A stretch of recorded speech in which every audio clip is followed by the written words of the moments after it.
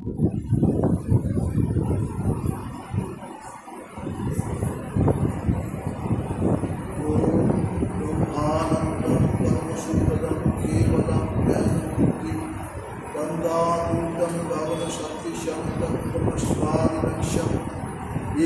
नित्यं विमलाचलं सर्वादिसाक्षिभूतं भावाभूतं त्रिविधरहितं सद्गुरुं नमामि।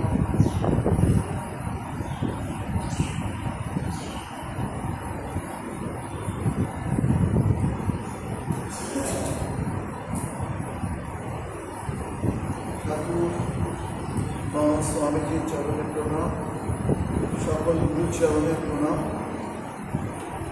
আচ্ছা, বিশেষ এবং শুভ দিন, যেদিনে আমরা এখানে সকলে সমবেত হয়েছি রামকৃষ্ণ মিশন আন্দামান সেন্টার। আজকের এই অনুষ্ঠান আমাদের যত সেন্টার আছে সব সেন্টারে পালিত হচ্ছে।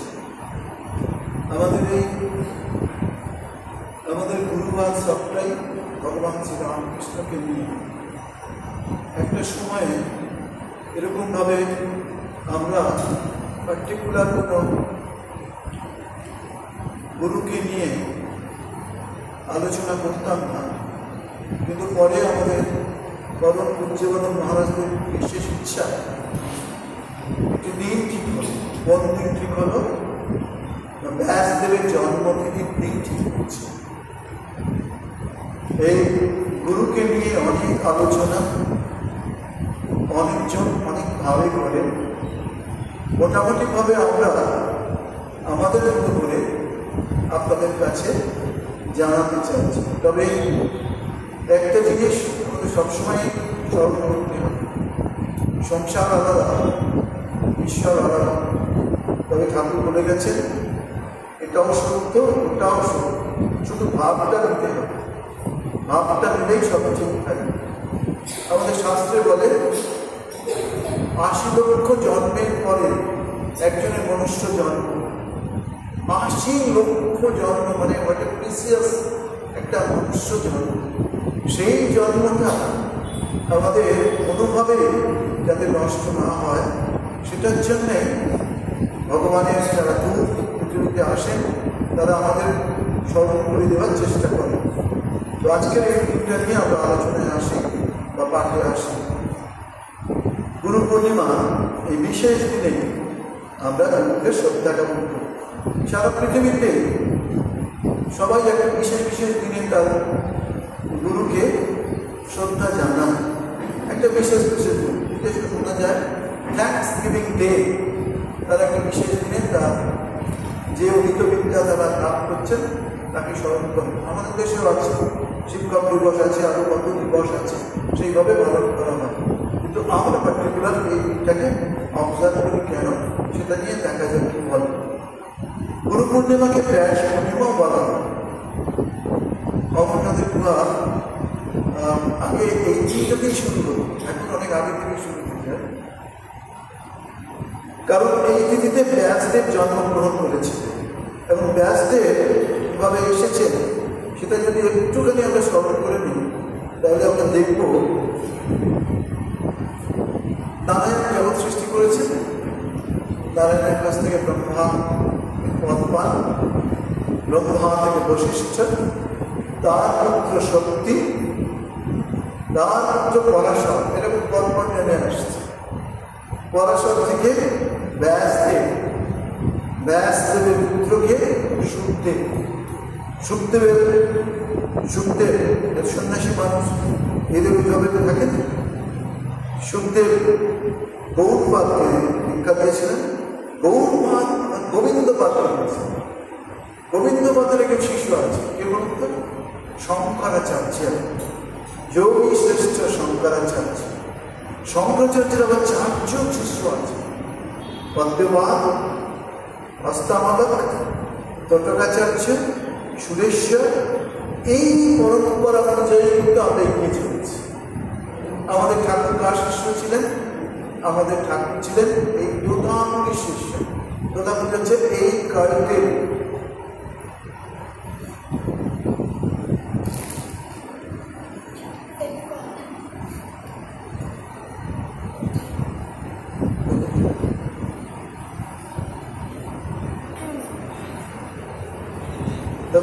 হচ্ছে আমাদের ঠাকুরকে দীক্ষা দিয়েছিলেন। আমরা পুরী সম্প্রদায়, সবটাই পুরী সম্প্রদায় থেকে এসেছে।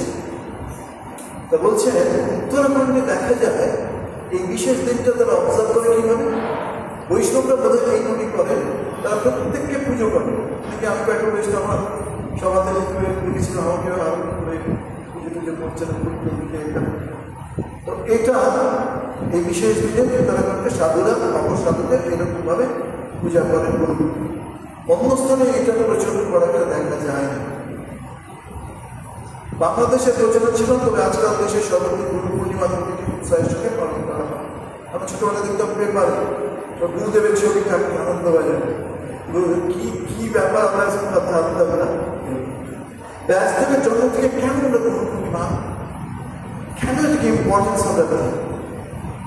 এর কারণ আছে, আমাদের বেদ উপনিষদ বিশাল বিশাল উপনিষদ গীতা বলে আমাদের বেদকে তিনি কি করেছেন, যখন দেখলেন এত বড় বেদ মানুষ পড়তে পারবেন না, তার বিদ্যাকে নিতে পারবেন না, অতএব তিনি বললেন যে বেদকে ভাগ করলেন, এক একজনকে দিয়ে এক একটা শেখালেন বেদকে তিনি ওরকম ভাবে।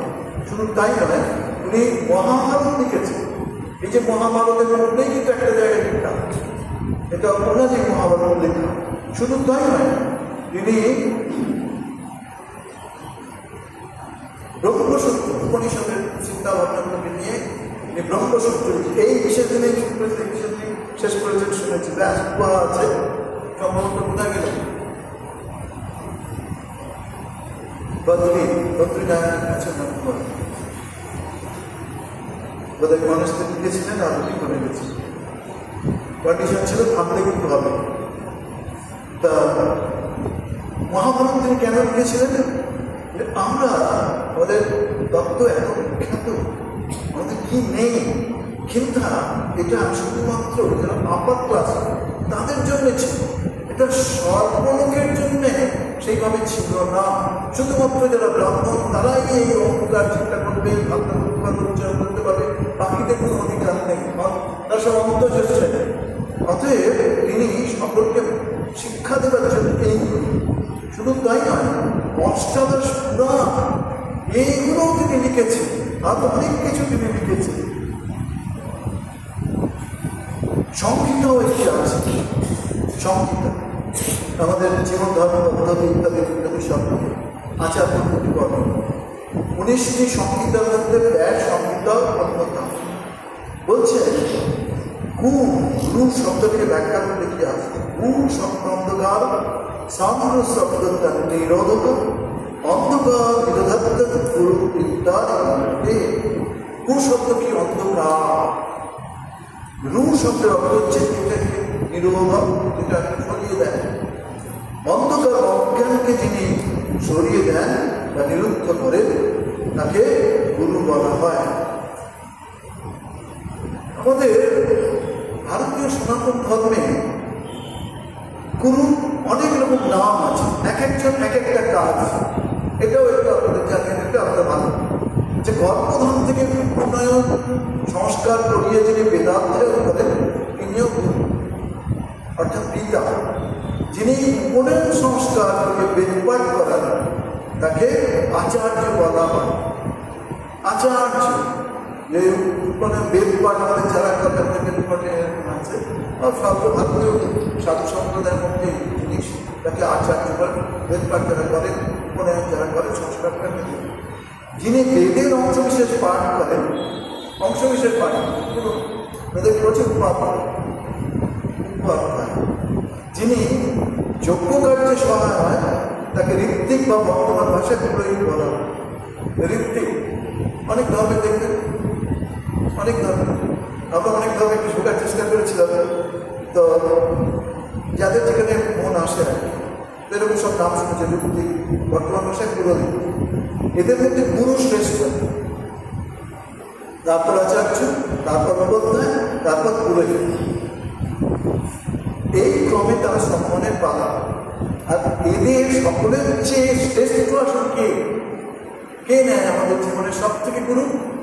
আমাদের মা, আমাদের গর্ভধারী, যিনি আমাদের জন্ম দেন, যিনি আমাদের মানুষ করেন, যিনি মা বলতে শেখান, যিনি বাবা বলতে শেখান, যিনি সব কিছুর দায়িত্ব তিনি নেন। বাবার স্থানটা একটু পরে হচ্ছে তন্ত্র মতে যিনি সাধন করেন তাকে তান্ত্রিক গুরু, আর পৌরাণিক মতে যিনি সাধন করেন সাধনা শিক্ষান তাকে কি বলে? তাকে পৌরাণিক গুরু বলে। তান্ত্রিক গুরু, পৌরাণিক গুরুরা কি বংশক্রমে গুরু পদবীতে প্রতিষ্ঠিত হন। তারপর থেকে এইরূপ প্রথা প্রচলিত হয়, গুরু বংশ ছাড়া গুরু করতে নেই। এরপর আমরা যারা দীক্ষার কাজের মধ্যে থাকি তারা এগুলো ফেস করি, মামায় আমার গুরু আছে, আমি গুরু বংশ থেকে নেবেন, তবে গুরুর জায়গাটা কিন্তু একটা বিরাট জায়গা। সাপ আছে না, একটা বিষধর সাপ আর একটা ঢোড়া সাপ ছোট দিলেও কিছু হয়, বড় একটা হয়। কিন্তু জাত সাপ কেমন বলতেন, একবারতেই ছোড়তে যথেষ্ট, 3 বার। এত মাঝে মাঝে বলতো, আরে ওকে জাত সাপ বলেছে রে, একটুখানি করতে দে, সব ঠিক হয়ে যাবে। তিনি হলেন এই জায়গা। যারা বংশানুক্রমে গুরু হন তাদের শিষ্যের বংশানুক্রমে পরিচিত থাকেন। সুতরাং শিষ্যের উপযুক্ত অনুসারে শিক্ষা দেওয়া তাদেরকে সহজ হয়, ফ্যামিলি ডাক্তার যদি হয়।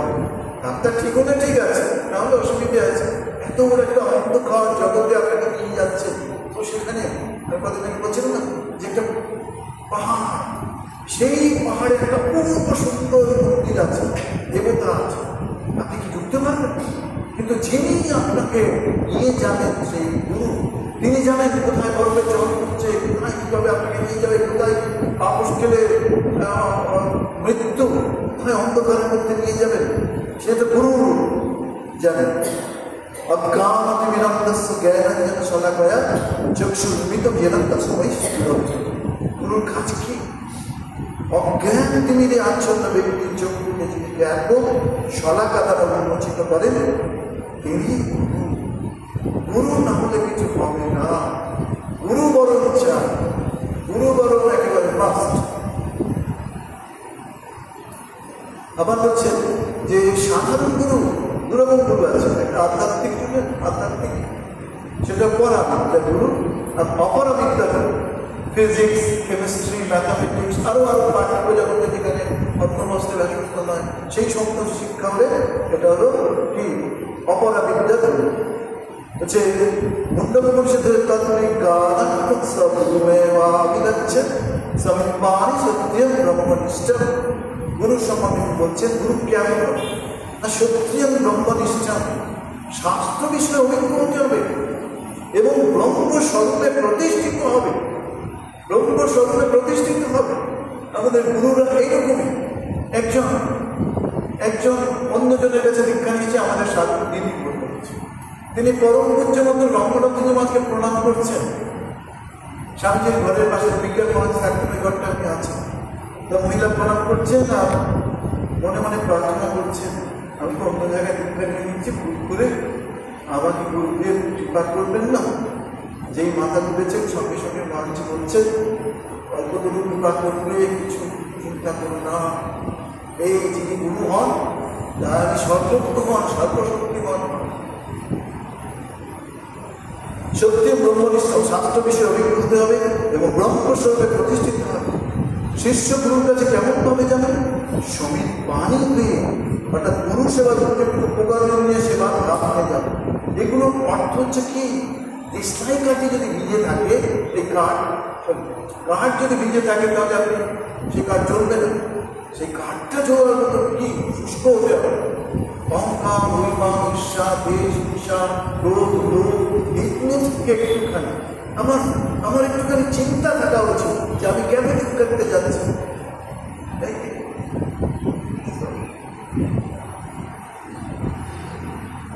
বলছেন প্রথমন্তরেয়ম ভবসিন্ধুমেতৎ তাবগতির্মে কতোপ্যপায় জানে না কিঞ্চিৎ কৃপয়া মাং প্রভো সংসার দুঃখী মাতস্য। বিবেক চূড়ামণি লিখেছেন শঙ্করাচার্য। কত অল্প বয়সে কি শিক্ষা! ভারতবর্ষে সত্যি জন্মগ্রহণ করা মানে সে যে কত সৌভাগ্যবান, এটা বলার অপেক্ষা রাখে না। কি বলছেন? কিভাবে ভবসমুদ্র থেকে উত্তীর্ণ হব, আমার প্রকৃত আশ্রয় কোথায়, কি বা সাধন পথে গ্রহণ করবো, এসব আমি কিছুই জানি না। হে প্রভু, কৃপা করে আপনি আমাকে রক্ষা করুন, আমার সংসার নিবৃত্তির উপায়। এরকম একটা অবস্থা হলে ভালো হয়। কলিকা কত বৈরাগ্য পাবে, কিন্তু লেগে থাকতে থাকতে এগিয়ে যাবে। তারা বানান বানান বলি যায়, মায়ের কথা ঠাকুরে তাকে ধরে এগিয়ে এগিয়ে যাবে। বলছে যে এই দুঃখ যখন মনকে পীড়া দেয়, তখনই মানুষ গুরুচরণে নিজেকে সমর্পণ করে এবং গুরু কৃপা পরবশে তাকে আশ্বস্ত করে কি সংসার সমুদ্র উত্তর উপায় উপদেশ করে, যাতে অজ্ঞান অন্ধকার। ছোট্ট মন্ত্র দীক্ষা, ছোট্ট মন্ত্র এই দীক্ষা, এর মধ্যে সমস্ত কিছু রয়েছে, এর মধ্যে সমস্ত কিছু ত্যাগ, বৈরাগ্য, ব্যাকুলতা থেকে আরম্ভ করে সমস্ত কিছু ওই মন্ত্রের মধ্যে রয়েছে। ছোট্ট এক মন্ত্র, কিন্তু এইটা কি মাকে একজন বলছিল, মা দেখো মা, এই বট গাছের বীজ এইটুকু ছোট, এর থেকে এত বড় গাছ হয়। মা বলছে হ্যাঁ, এই মন্ত্র এইরকমই বাবা, ছোট্ট বীজ হলে কি হবে, বিশাল শক্তি ওর মধ্যে নিহিত রয়েছে। গুরু শিষ্যকে দুরকম ভাবে পদ্ধতি শিক্ষা দিতে পারে। এক হচ্ছে আত্মকেন্দ্রিক বিচার, দুই জগৎকেন্দ্রিক বিচার। একটি সাবজেক্টিভ, অবজেক্টিভ। সাবজেক্টিভ বা আত্মকেন্দ্রিক বিচার, আমি কে, আমার স্বরূপ কি, এইভাবে বিচার। যে আমি পরিবর্তনশীল, সে আমি প্রকৃত আমি নই, কারণ তাহলে আমি পরিবর্তনের জ্ঞানটা হতে পারতাম না। সত্যি ছোটবেলার ছবি, 15 বছর, 16 বছর, 18 বছর, 20 বছর, 22 বছর ছবি, আবার ঠিক এই ছবিটাই আপনি আরেকটা আপনার বর্তমান বয়স যদি 60 ছবি হয়, তাহলে কি দেখবেন? দুটো ছবি দেখে এই শরীরের পরিবর্তন আছে, কিন্তু আত্মার কোনো পরিবর্তন, আপনার অজ্ঞান আছে, এটাকে সরানো যায়। এই মন্ত্র জপের মধ্যে ধীরে ধীরে ধীরে অজ্ঞান থেকে সব কিছু সরিয়ে দেওয়া যায়। আর মা বলেছেন কি, ঠাকুরকে শরীর যাওয়ার সময় আসতে মোস্ট পাওয়ারফুল এই মন্ত্র, একদম ওই ওপর থেকে নেমে এসেছে মন্ত্র। আমরাও ছোটবেলার মন্ত্র জপ করতাম, কে সব থেকে বড় হয়েছে, আচ্ছা ঠিক আছে, বড় হতে হবে, কি করে মন্ত্র, কি করে বড় হওয়া যাবে। আজকে দেখছি ঠাকুর করে সরস্বতী মায়ের ছবি, কদিন সরস্বতী মা, তারপর দেখছি কালী মা, তারপর দেখছি অন্য কিছু, কাকে ঠিক করে বুঝতে পারছে না, কয়েকটি স্টুডেন্টের নাম, কয়েকটি সরস্বতীর নাম। কিন্তু দীক্ষা একটা, সেটা মনকে স্থির করে আর আপনাকে মনকে বিচারিত করবে। আর দীক্ষা তার বারবার নিতে নেই, একবারই নিতে হয়, কিন্তু আপনি তার আগে বুঝে নিন, ভেবে নিন, চিন্তা করে নিন। বলছে যে আমার সত্য পরিবর্তন থেকে ভিন্ন, অপরিম নাম হতে হবে। এই পরিবর্তনের পশ্চাতে যে অপরিবর্তনশীল বস্তু রয়েছে, সে সব পরিবর্তনের জ্ঞাতা তাকে বিচার করে ধরতে হবে। তখন ধীরে ধীরে আমার উপরে আবরণের সত্তাগুলো যুক্ত হয়ে একমাত্র শুদ্ধ আমি অবশিষ্ট থাকবো। আমার প্রকৃত জন্ম কি? শুদ্ধ মুক্ত স্বভাব, একটা পাওয়ার আছে, এক্সিস্টেন্স অ্যাবসলিউট নলেজ, অ্যাবসলিউট বিজ আছে, সবচেয়ে আনন্দ স্বরূপ। হ্যাঁ, আমরাও দেখছি তো, আমরাও দেখছি যে অমুক মহারাজজিকে এখন তিনি কোথায়, অমুক ব্রহ্মচারীকে এখন তিনি কোথায়, সেই শক্তি রয়েছে। অমুক সংসারী মানুষকে দেখছি, তার ডেভেলপমেন্ট দেখছি, নিজেকেও দেখছি। কেউ চিন্তা না করে দীক্ষা না করতে, কেউ চিন্তা না। আজকে এই দীক্ষার নাম যে 5,000, 10,000, 1 লাখ মানুষকে চিনত, এখন অন্তত কত মানুষের কাছে পরিচিতি লাভ করার সুযোগ পেয়ে যাবে।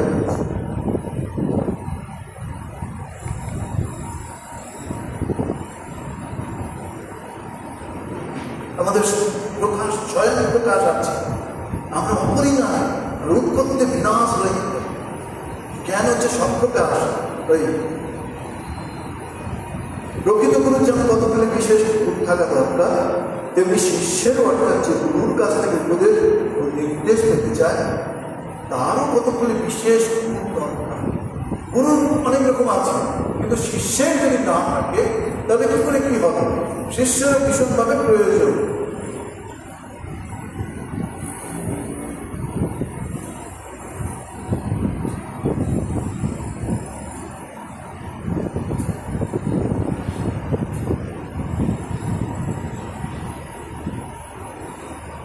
বলছেন? সেগুলি হলো কি? পবিত্রতা, পিউরিটি। হঠাৎ একদিনে কিছু আসে না, আস্তে আস্তে আসে। পবিত্রতা, গুরুর প্রতি শ্রদ্ধা, তার কথায় বিশ্বাস। এই শ্রদ্ধা একটা খুব বড় কথা। তার কথায় বিশ্বাস করতে হবে, আর তিনি যেভাবে আপনাকে বলেছেন সেইভাবেই আপনাকে এগিয়ে যাবে। দুর্লভ অপরামের একটা দেবানুগ্রহের মনুষ্যত্ব মুমুক্ষুত্ব মহাপুরুষ সংশয়, এও সেই দিকে চূড়ান্ত। বলছি জগতের তিনটে জিনিস খুব দুর্লভ, তিনটে জিনিস কি? এটা কিন্তু দৈব অনুগ্রহে কিন্তু কিছু পাওয়া যায়। এখনো মনুষ্য জীবন, তারপরে কি? দ্বিতীয় হচ্ছে মুমুক্ষুত্বে বা মুক্তির ইচ্ছা, আর তৃতীয় হচ্ছে মহাপুরুষ সংগ্রাম, মহাপুরুষ সঙ্গ। যখন 18 বছর 19 বছর হয়, অনেক যারা সাধু হয় আমার মতো, যদি ঘুরতে থাকি, ঘুরতে থাকি, আচ্ছা এনাকে গ্রুপ করবো, ওদের পরে বলছে না ঠিক সুবিধা থাকে, আচ্ছা ওনাকে গ্রুপ করবো, ঠিক সুবিধা লাগছে। তারপরে গ্রুপে একটা অ্যাসোসিয়েশন সুবিধা লাগছে। যেদিন বেলুন মঠের আধ্যাত্মিক দর্শন হলো, সেই দিন থেকেই মনে হলো তো মহাসমুদ্রে এসেছে। এখানকার বইপত্র সব করে দেখি, পড়তে মনে হলো ঠিক জায়গায় এসেছে। মনুষ্য জীবন, মুমুক্ষুত্ব মুক্তির ইচ্ছা, এইগুলো যন্তু নাম নরজন্ম দুর্লভম। তাহলে তিনটে জিনিস দেখলাম, মনুষ্য জীবন আর মুমুক্ষুত্ব, কি আমি কেন ফিরে এসেছি, কি আমার, আর তৃতীয় হচ্ছে মহাপুরুষ সংশয়। আমার বেশ মনে আছে এরকম মঠ বেরোবার যেতে, তবে স্তূপ আনন্দ বলছি গোপেশ্বর মঠের ওনার মঠ প্রেসিডেন্ট আমি দেখলাম একদম দেবতা। তারপরে অ্যাপ্রোচ করবে, যাবে নাকি আমার সাথে? মানুষকে কোথায় না একটু ভুবনেশ্বর মঠে আমি থাকি। সেই আশ্রম দেখে আমি কোন দেবধামে গিয়েছি, আর নয় এগিয়ে চলে গিয়েছি। তারপরে কথা আছে বলছে মহাপুরুষের সঙ্গ ঠিকভাবে নিতে হবে। মহাপুরুষ মানে শুধু তার সাথে থাকা নয়, তার ভাব নিতে হবে। ঠাকুর শ্রীরামকৃষ্ণ দক্ষিণেশ্বরে যখন তখন দক্ষিণেশ্বরে পাড়া ছিলাম, ঠাকুরের কত সঙ্গ করেছে। সেটা কালীবাড়ির কর্মচারীরাও তো সর্বদা তাকে দেখত, কিন্তু তাদের জীবনে আরো কিছু পরিবর্তন হয়েছে, এই কথা আমরা শুনিনি। জীবন সম্বন্ধে কনসাসনেস নিয়ে আসতে হবে।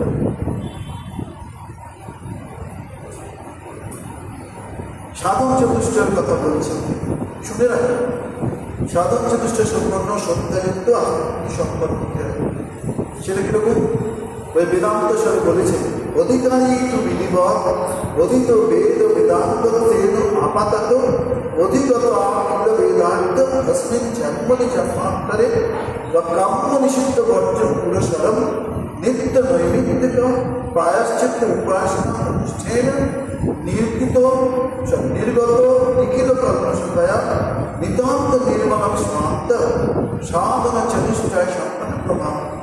অর্থাৎ যিনি যথানিয়মে বেদ বেদান্ত অধ্যয়ন করে তার সাধারণ মর্মার্থ অবগত হয়েছেন এবং এই জন্মে বা জন্মান্তরে কাম্যকর্ম নিষিদ্ধ কর্ম পরিত্যাগ করেছেন এবং নিত্য নৈমিত্তিক প্রায়শ্চিত্ত অনুষ্ঠান করে নিষ্পাপ সত্যযুক্ত হয়েছেন, এরূপ সাধন চতুষ্টয় সম্পন্ন ব্যক্তি প্রকৃত অধিকারী।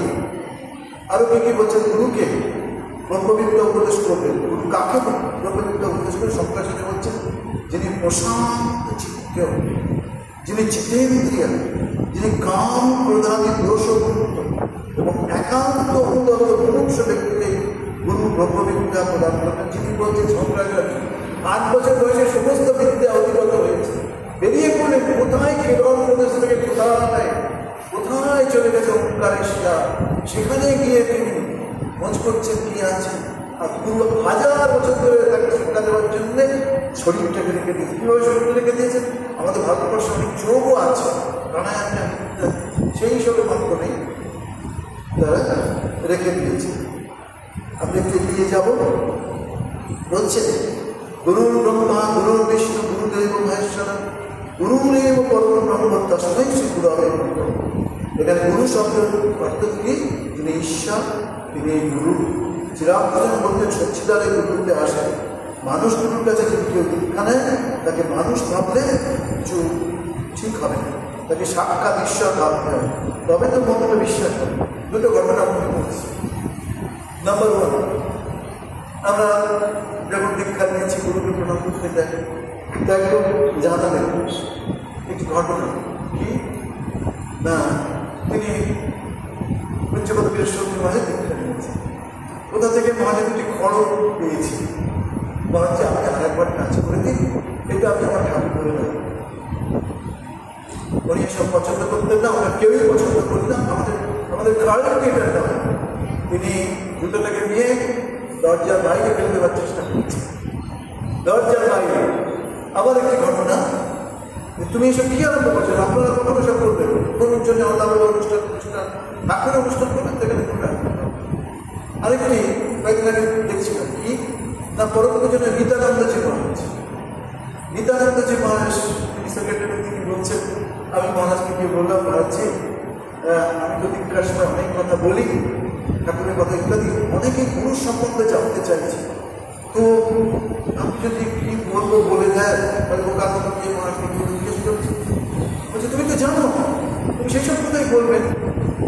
মহারাজ আমি যদি বুঝতে পারছি কি বলবো, বলে ঠাকুর ঠাকুরের কথাই বলবে।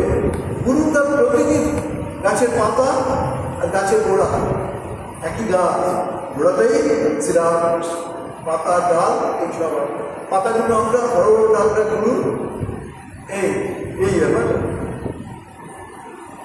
যস্য দেবে পরামূর্তি যথা দেবে তথা গুরু তস্যৈব প্রতিজ্ঞার্থম রক্ষাংশন্তে মহাত্মা সে। এখানে কি বলছেন যে যারা দেবতার প্রতি পরাভক্তি আছে, দেবতার প্রতি যেমন ভক্তি, গুরুর প্রতিও সেই ভক্তি দরকার। গুরুর প্রতিও সেই, অনেকেই দেখা গেছে গুরুর মধ্যে মাকে দর্শন করছে, শুদ্ধ হলেই যা কিছু আপনি দেখতে পাবেন, আপনার যা কিছু মনে আসবে সেই করে, কিন্তু একটা জিনিস সতর্ক থাকবেন, সেটা হলো অখাট পাওয়ারটাকে পেলে আপনি ঠিক জায়গায় পৌঁছতে পারবেন না। সূচের মধ্যে দিয়ে সুতো গলানো যাবে তখনই, যদি সুতের মাস না থাকে শুরু করে, সেরকম যদি আপনি অখাট পাওয়ার থেকে যান, তাহলে আপনি মাঝ পথেই থেমে যাবেন, আপনি এগোতে পারবেন না। যেমন কৃষিচক্রের ম্যাজিক দেখান, সেরকম ওটা আলাদা এটা আলাদা। বলছেন যে কি অদ্ভুত এই মনুষ্য জীবন, মনুষ্যানাম সর্বশ্রেষ্ঠ প্রশ্চিত জগতে সিদ্ধ যততামপি সিদ্ধানাম প্রশ্চিত মাত্রে, হাজার হাজার মানুষের মধ্যে প্রশ্চিত কেউ মুক্তি লাভের চেষ্টা করে, এই আবার হাজার হাজার জিজ্ঞাসার মধ্যে কেউ বা সেই পরম তত্ত্বকে জানবে, ইটস এ ভেরি ডিফিকাল্ট। এই অজ্ঞান অন্ধকারের মধ্যে দিয়ে তাকে যেখানে বসে আছেন ওটা সত্যিই ফল।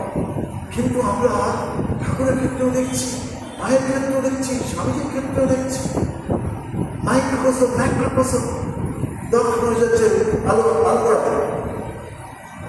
আলমোড়াতে স্বামীজির দর্শন হচ্ছে, বিদেশেও দর্শন হচ্ছে, আর মায়ের তো প্রত্যেকটা মুহূর্তে আমি বুঝতেই পারতাম না। আর ঠাকুরের তো মুহুর্মুর সমাধি, এত সমাধি পৃথিবীর ইতিহাসে কোনো পাবেন কিনা আমি জানি না। বলছে যে গীতায় শ্লোক আছে, সেটা কি অনিত্যাম অসুখম লোক, প্রতিদিন আমাদের একজন মহারাজ ছিলেন, পরম পূজনীয় লোকেশ্বর, আমি আমার খুব ফ্যান ছিলাম। তো যেমন দেখতে তেমন তো করতে, তেমন তার ভাব। তো বলছে যে এই জগৎটা কিন্তু অনিত্যম অসুখম লোক, জগৎটা অনিত্য। হ্যাঁ, এটা বলছে মহারাজকে কেউ জিজ্ঞাসা করে, মহারাজ কেমন আছে, ভালো নেই। বলছে যখন আপনাকে জিজ্ঞাসা করে আপনাকে ভালো নেই, আপনি বলেন এটার পেছনে কি কোনো কারণ আছে যে কি করে ভালো থাকি বলেন। টেবিলে বসেছি, মনে হলো মহারাজ আমার মা খুব অসুস্থ, একটু প্রার্থনা। আবার কেউ মহারাজ আমার ভাইয়ের শরীরটা চলে গেল, মহারাজ এটা ওটা সেটা। দেখুন মানুষের শক্তি কিভাবে তিনি অন্তাঙ্গীভূত হয়ে গেছে। মানুষের দুঃখটাও আমাদের ঠাকুরকে আমরা দেখছি না, ভাষার উপর দিয়ে যাচ্ছে, তার বুকেতে এরকম পায়ের ছবি চলে আসছে, তার বুক না হচ্ছে কে যেন মারিয়ে আসছে। বেলপাতা তুলছে, গিয়ে যেন মনে হচ্ছে তার শরীর থেকে কিছু কাটছে। মাঝিতে মাঝিতে ঝগড়া বিবাদ হচ্ছে, একে অপরকে চাপেটা ঘাত করেছে ঠাকুরের পিঠে। ঠাকুরের পিঠে সেই ঘাম এরকম হয়ে যায়। যদি আপনি এরকম স্বামীজি কাঁদছে, কেন কাঁদছে? এই একদম অসহায় দুঃখী মানুষের মধ্যে ওটা দেখবেন। তিনি দার্জিলিংয়ে গেছেন, একটু কোথাও বসে আছে, চলছে, হঠাৎ করে একজন পরিবেশীয় মহিলা কাঠ নিয়ে যাচ্ছেন, যেতে স্লিপ করে পড়ে যায়। পড়ে যেতেই তার একটা জায়গা লাগে, সঙ্গে সঙ্গে স্বামীজিও পড়ে যায়। তিনি বলছেন, ও এখানে কি ব্যাখ্যা করতে পারি? ওর দেখে ওর ব্যাখ্যাটাই স্বামীজি ট্রান্সফার হয়ে গেছে। গুরু পালেন একজন দীক্ষা নিতে এসে সর্বস্ব নিয়ে স্বামীজির কাছে। স্বামীজি ধ্যানে বসলেন, তারপরে বলছেন, তোমার তো দীক্ষা এখানে হবে না, আমি তো কোনো মন্ত্র পাচ্ছি না, এখানকার থেকেও বড় কারোর কাছে তোমার দীক্ষা। আলটিমেট যোগাযোগ হলো মায়ের কাছে, শ্রীমা সারদা দেবীর কাছে। কোনো কিছু নেই, তিনি কাঁদছেন, কেন দীক্ষা হবে না? আমাদের কাছে বলা হতো, দেখো তোমরা দীক্ষা নিতে যাচ্ছ, যদি মহারাজ বুঝতে পারেন তুমি দীক্ষা নিচ্ছ, আগে দুটো হাতে দীক্ষার জায়গা থেকে সরিয়ে দেবেন কি? তাই হ্যাঁ, তারপরে কি বলছেন যে এই জগৎ তো অনিত্য দুঃখময়, একমাত্র আনন্দের জায়গা কি? ঈশ্বরের চিন্তা, আপনার সেই তার জন্য সব কিছু। তবু বোধ আমাদের থাকবে না, আমরা ভাবি আমরা বেশ আছি। ঠাকুর বলেছেন একটা ক্লাস আছে, বদ্ধজীব মাকে যখন জাল দেয় জেলে, তখন কি সেই জাল সমেত পাখিতে ধরে থেকে বলে যে দেখো আমাকে কেউ ধরতে পারবে। এইরকম একটা ক্লাস আছে। নিত্যজীব আছে, নিত্যজীব, মুক্তজীব, মুমুক্ষুজীব আছে। কোথায় নিত্যজীব? তারা এই সংসারের লোকই পাবে না, ছোট থেকেই বলে এখানকার লোক আমার লোক, আমার মন আছে, দেখবে শুনতে কথা বলবে না, চিন্তায় কাজে ওই রকম থাকে।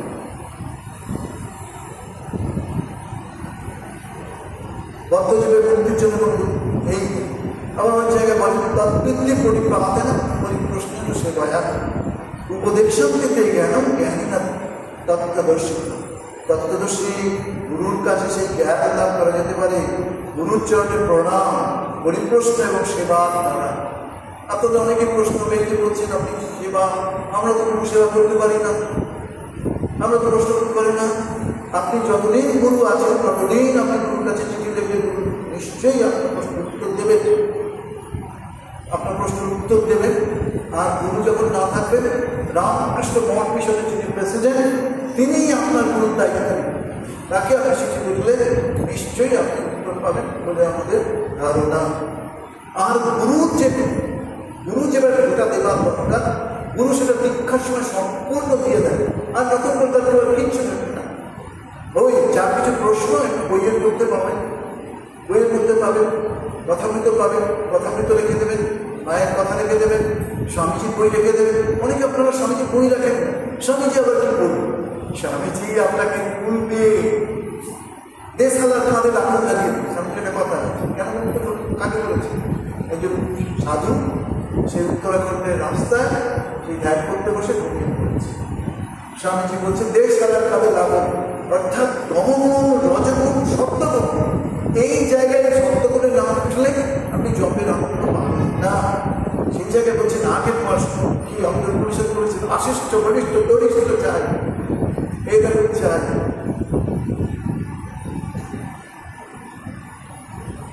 যে কোনো সাধনের মূল কথা চলতে চলতে আপনি শুদ্ধ হবেন, পবিত্র হবেন, সেই মনই ঈশ্বরের স্বরূপ হয়ে যাবে। তিন রকমের, এক হলো বাহির গুরু, একজন থেকে নিলেন, এক হলো ঈশ্বর গুরু, আরেক গুরু আছে সেটা কি অন্তর গুরু। আপনি জপ করতে করতে, যার চিন্তা করতে করতে না, তিনি গুরুর জায়গা হচ্ছে যাবেন, তিনি আপনাকে গাইড করবেন, সমস্ত বিষয়ে উনি গাইড করবেন। এরপরে এইটা উনি দেবেন, সেটাই করে দেবেন। এই জায়গায় জন্য বলছেন, কি বলছেন? বলছে অজ্ঞানাবৃতম জ্ঞানম। আমাদের প্রচুর জ্ঞান যে স্টোর হয়ে আছে। এই যত আপনি ইষ্ট চিন্তা করবেন তত অনিষ্ট চিন্তা করবেন। সাপোজ ধরুন আমরা ছোটবেলায় কলমে লিখতাম, চুলে কাকা তারপরে ডুবাতাম দিকটা, তারপরে কত পরিবর্তন, কত রকমভাবে পরিবর্তন। তা সেই কাহিনী আমাদের স্টোর, সকলেই স্টোর আছে, যদি না আপনি উন্নত ভাত বানান, তো সেই কালিতে সুরেখা কালির বদলে আপনি একটা করে ড্রপ দিচ্ছেন শুদ্ধ জল, বাট একদিন না একদিন দেখা যাবে যে কালি সব কালিমা সরে গেছে, তখন ওই শুদ্ধ জল করে উঠে আসবে আর আপনার মন কার্যকরী হবে। আপনি নারী বলে, আপনি পুরুষ বলে ব্যাপার না, আত্মার কোনো নারী পুরুষ ভেদ নেই। তখনকার দিনে কত কত নারীরা বড় বড় ঋষি দায়িত্ব পালন করেছে, গায়ত্রী, মৈত্রী, এই ঘনা, এরকম সব বড় বড় মহিলারা আছে। তারপরে কি বলছেন, ওই সেই মনটাকে গীতা আছে, গীতা একটা করে করুন, চারটা করে শ্লোক করুন, অর্থ করুন। আপনি বলুন পড়তে পারছি না, অন্যায় আছে, একদিনে কি আপনি সব শিখে যাবেন? ও আপনি একদিনে শিখেছেন, তারপরে আপনি যতদূর পড়েছেন সে কি একদিনে? আর যারা গ্রামের টিচার আছে বা স্কুলের প্রফেসর আছে তারা বলবেন যে আরে বাবা সময় নাও, চেষ্টা করো, হবে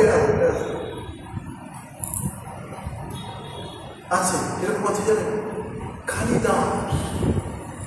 কালিদাস যখন গাছটা কাটছে নিচে পড়ে গেছে, খুব দুঃখ হয়েছে, সবাই নানা কথা বলছে, হাঁটতে হাঁটতে একটা জায়গায় এসে পাত্র থেকে জল পড়ছে, যেখানে লিখেছে এই হাঁটটাকে কলসি রাখতে হবে, দেখছেন কলসিটা এরকম নৌকার মতো রয়েছে। আরে এই পাথরটাও যদি ক্ষয়ে এরকম জায়গায় পৌঁছায় তাহলে আমি কেন হতে পারবো? এই তিনি অনুপ্রেরণা পেয়ে তিনি ওই চিন্তা করতে করতে দেখুন উপমা কালিদাসের কথা শুনে, কালিদাসের বই আমি পড়েছি, ভারী সুন্দর। এখন উপমার জায়গায় আধুনিককালে কে এসেছে? শ্রীরামকৃষ্ণ এসেছেন উপমা, শ্রেষ্ঠ এসে এসে প্রাণ ঠিক করে দেবে, আর গল্পের মাধ্যমে একের ভেতরে ঢুকে যাবে শ্রীরামকৃষ্ণের কথা। ভিতরে আছে যে উত্তরে আত্মানা দীক্ষা নিয়েছি, যজ্ঞে করবে মা করবে, আর কি করবে? বাবা করছে, আর কি দাদা করছে। তোমার উন্নতি কিন্তু তোমাকেই করতে হবে। গুরুর দায়িত্ব কি? গুরুর দায়িত্ব হচ্ছে তোমাকে জায়গা থেকে সরিয়ে নিয়ে এসে নদীর কাছে নিয়ে আসলো। এবার তুমি মিষ্টি জল খেতে পারো, আর এটা তুমি এরকম করো। গুরুর কাজ কি? গুরু একটু শিকল ধরিয়ে দিয়েছে, শিকলটা কোথায় গেছে? জলের নিচে মহামূল্যবান একটা আছে, সেই জায়গায় এই যে একটা করে নখ পাবেন, ধীরে সেখানে পৌঁছতে পারবেন। যতক্ষণ না মন শুদ্ধ হচ্ছে ততক্ষণ পাবেন। বিদ্যাতে হৃদয় গ্রন্থি চিন্তা সর্বসংসার, এই তার চিন্তা করতে করতে সমস্ত ভাবনা সব গ্রন্থি কেটে যাবে। কেটে গেলেই আপনি সূর্য স্বয়ং প্রকাশ সূর্যকে দেখতে পেয়ে যাবেন। যেমনভাবে আকাশ পরিষ্কার আপনাকে সূর্যকে দেখা যায়, সেরকম হৃদয় আকাশ। আর বাইরে অনেক সূর্য দেখেছেন, এখন নিজের ভেতরে সূর্যকে পরিস্থাপন করুন। এই স্থাপন করুন, তারপরে দেখুন, চিন্তা করুন, ভাবনা করুন, দেখবেন ধীরে ধীরে ধীরে আপনি অন্য মানুষ হয়ে যাবেন।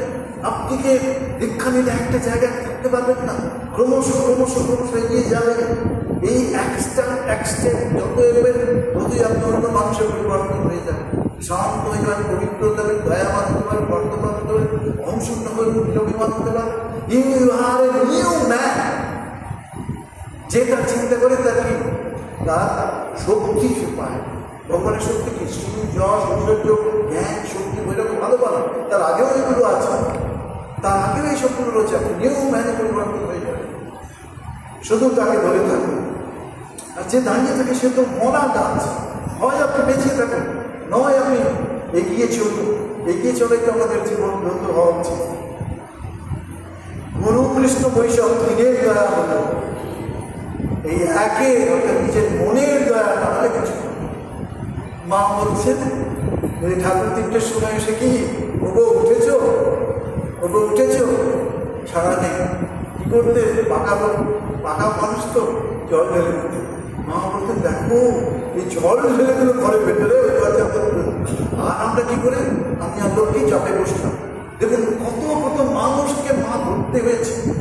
দেখুন স্বামী বিবেকানন্দ পর্যন্ত পরাজিত মায়ের কাছে। জপাত সিদ্ধি, রান্না করছেন জপ করছেন, রাস্তায় চলছেন জপ করছেন, 1 লক্ষ জপ মিনিমাম পা করতেন। শুধু উনি নন, আরও অনেকে। গোপীনাথ বলছেন জপ করো, কত জপ করো? কত করি মহারাজ বুঝতে পারছি যে 5000 হবে।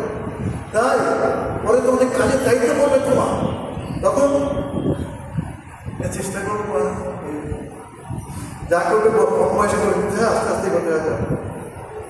তারপরে হচ্ছে মানুষ গুরু হতে পারে, ঈশ্বর ইচ্ছাতেই সব হচ্ছে। গুরুকে মানুষ বলে ভাবতেন, আমার বেশ মনে আছে।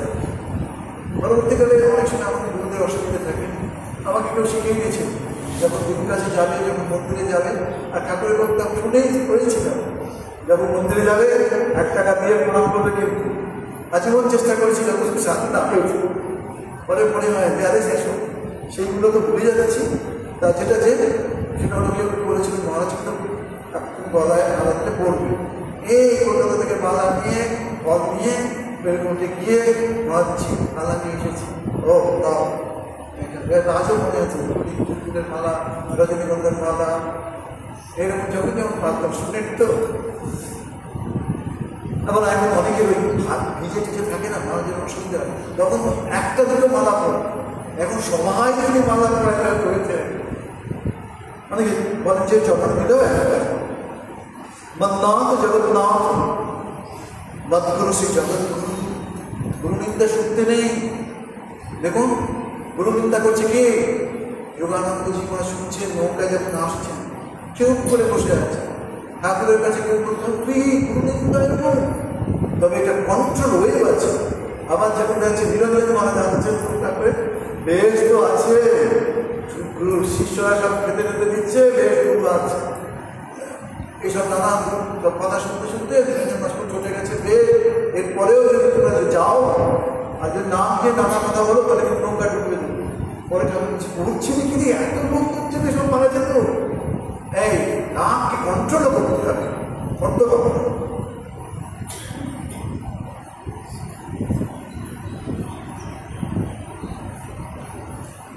যিনি নিজে শরীরধারী নন, অথচ সর্বজীবের দেহে ও মনে অবস্থান করছেন, পরিবর্তনশীল জগতের মধ্যে নিত্য অপরিণামী রূপে রয়েছেন, সেই সকলব্যাপী বহুরূপে অবস্থিত আত্মাকে চিন্তা করে মানুষ শোকমুক্ত হতে পারে।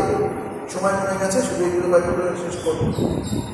বহুনাম জন্মনামান্তে জ্ঞানবান ভক্তবদ্ধে, অনেক জন্মের সাধনার পরিণামে সাধক ঈশ্বরের শরণাপন্ন হয়।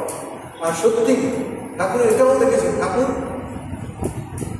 পাপকে ঘৃণা করতেন, পাপিকে নয়। কিন্তু তাহলে কিন্তু 30 গোষ্ঠী কবে সরিয়ে দিত, কবে সব অনেকেই ঠাকুরের কাছে আসতে পারতেন। আর এরা সেই ধরনের গুরু, এরা ইচ্ছা মাত্র, স্পর্শ মাত্র, চিন্তা মাত্র মানুষের সব বাধাকে সরিয়ে দিতে পারবে। তাহলে ঠাকুর দেখুন 1 জানুয়ারি 1886 কি করলেন, যাকেই বুকে স্পর্শ করেছেন তারই কি হয়েছে, সেই ঠাকুরের সঙ্গে সারা জীবন রয়ে গেল। যতদিন ঠাকুরের ভাব থাকবে ততদিন গিরিশ, টাকা, তারক, এই গিরিশ, রাম, বলরাম, এরকম সব ভক্তেরাও থাকবে, না এরাও থাকবে। আশ্চর্য বক্তা, কুশলস্য বক্তা, আশ্চর্য জ্ঞাতা, কুশল শিষ্টা। যেমন গুরু হবে তেমনি শিষ্যকে সেরকম পাওয়া হবে। সবাই বিবেকানন্দ হতে পারে না, তার যোগ্যতা নিয়ে, সেই জন্য আর সকলে শ্রীরামকৃষ্ণ হতে পারে না। ঠিক গুরু ঠিক শিষ্য, কিন্তু শ্রীরামকৃষ্ণ সেরকম গুরু, যাকে যতটা দেবার প্রয়োজন তাকে ততটা দিয়ে উপরে তুলতে পারে। আমাদের রামকৃষ্ণের সাথে কিন্তু এরকমই ভাবনা। আপনি যে মতোই আসেন না কেন, আপনি আপনার ভাব নিয়ে থাকবেন, কিন্তু এটাও আপনি ধরে রাখতে পারবেন। আজকাল অনেক শিখ মন্ত্র নেয়, অনেক খ্রিস্টান মন্ত্র নেয়, আমি দেখেছি অনেক মুসলিম মন্ত্র নেয়, ঠাকুরের মন্ত্র জপ করেন, চিন্তা করেন এরকম। তবে জানি মহানন্দমা দিতে চান জয়ের পাঠিতে মুসলিম ডাক্তারকে, সে তার বাবাকে মাকে পর্যন্ত নিয়ে জানিয়েছে আমরা বর্তমান ছিলাম, কোথায় আমার বিশ্বাস হয়ে যাবে, ঠিক আছে। আর অনেক কিছু বলার আছে, কিন্তু আমরা শেষ করবো এইভাবে। সত্যবান লভতে জ্ঞানম তৎপর সংগতি প্রিয়, জ্ঞানম লব্ধা পরম শান্তি পাচ্ছিলেন না করেছে। এই সত্যবান ব্যক্তি কিন্তু দান করতে পারে, সবাই আছেন করতে পারে না।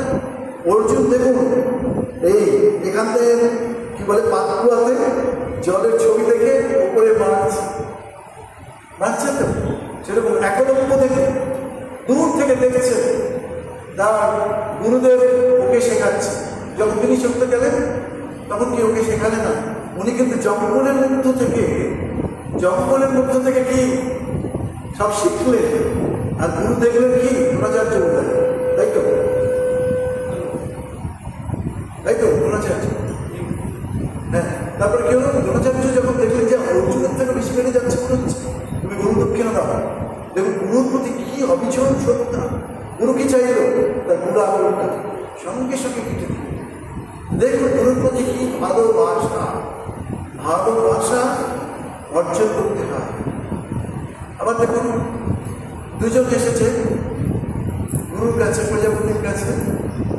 গুরু বলছে যাও সাধন করে এসো, তারপরে কি জলে দেখাচ্ছে, দেখো তুমি সেই শুদ্ধ আত্মা। বিরোচন আর ইন্দ্র বিরোচন করলো যে তাহলে তো এই শরীরটাই আমার সব, খাওয়া দাওয়া প্রিয় আর ইন্দ্র না, শরীরের তো অনেক পরিবর্তন আছে, আমি সাজলে এরকম আছে এরকম আছে। শরীর তো শুধু শরীর না, শরীর হচ্ছে মন আছে, বুদ্ধি আছে, অহংকার আছে, চিত্ত আছে, সব আছে। অতএব সেই সাধক রাখলো আর ইন্দ্র এই কি বলে বিরোচন, সে সেইখানেই পড়ে থাকলো। গন্ধেয় প্রতি জানি মনে ভক্ত প্রদর্শনী, গন্ধেয় প্রতি জানি অর্জুন জেনে রেখো আমার ভক্তের বিনাশ নেই। আপনি যার কাছে গুরুর কাছে কৃপা পেয়েছেন, গুরুদেব আপনার জন্য অপেক্ষা করবে একটা স্তরে। যখন আপনার শরীর যাবে এই গুরু আসবে শ্রীরামকৃষ্ণ রূপে, এসে আপনাকে কি 7 দিনের পারে নিয়ে যাবে। এটা গুরুর দায়িত্ব, গুরুর কর্তব্য। অনেকে বলে না, কি বলে, ঠাকুরের ইলিশের পাপ নিয়ে ঠাকুরের ক্যান্সার হয়েছে, ঠাকুর কিন্তু চুপ করে থাকে। এই গুরুর দীক্ষা দিলে কিন্তু শিষ্যের পাপ গুরুকে বর্তায়, আবার গুরুর শক্তি শিষ্যের কাছে যান। আমার গুরু যেন কষ্ট না পায় আমাকে বুঝতে হবে। অনেক জন্মের পুণ্যের ফলে কিন্তু আমরা এই জায়গায় এসেছি। আপনি এই ঠাকুর মা স্বামীকে ভালোবাসবেন, গুরুকে ভালোবাসবেন, বাড়িতে বই রাখবেন, ঈশ্বর চিন্তা করবেন। তিনি কে জগৎসেবা মহাম্যহম, যারা তার চিন্তা করে ভাবনা করে তাদের ফুল দায়িত্ব তিনি নেন। মা একটু বলেছে জানিত, বলতে ভয় হয় না, বলছে বাবা যারা ঠাকুরের নাম নেবে তাদের অন্য বস্তুর অভাব হবে না। উচ্চ কথা বলছি, খুব উচ্চ কথা। এটা না পাওয়ার থেকে পাওয়ার হচ্ছে কানাই না, এরা সেই সত্য শক্তির অধীশ্বরী, সব শক্তির অধীশ্বরী। আমাদের এদের ইচ্ছাতে জগৎ চলছে ফিরছে, জগতের ইচ্ছা নয় কিন্তু এদের ইচ্ছা, এদের একটা শক্তির পাওয়া। তো আজকে সেই গুরুর পুণ্য, গুরুকে স্মরণ করার পুণ্য থেকে আমরা গুরুকে স্মরণ করি, গুরুর চরণে প্রার্থনা করি, তিনি কৃপা করে আমাদের কি তার সেই লোকে আত্মবিশ্বাস। ওম নিরঞ্জন নিত্য অনন্ত রূপ ভক্তার ঈশাবতরম পরমেশ্বর তম রামকৃষ্ণম শিরসান। ওম যথার্থ শক্তি রামকৃষ্ণ চিত্তা সর্ববিদ্যা স্বরূপক্তা শারদাং প্রণমাম। বর্তন্তে সদা দীন রামকৃষ্ণ সমর্পয়া यो धर्म स्थापयत विदेशोत्तम नमः। गुरु ब्रह्मा गुरु विष्णु गुरुदेव महेश्वर गुरुदेव परब्रह्म तस्मै गुरवे नमः। अखण्डमण्डलकारं व्याप्तं येन चराचरं तत्पदं दर्शितं येन तस्मै श्री गुरवे। गुरुकृपा हि केवलं, गुरुकृपा हि केवलं।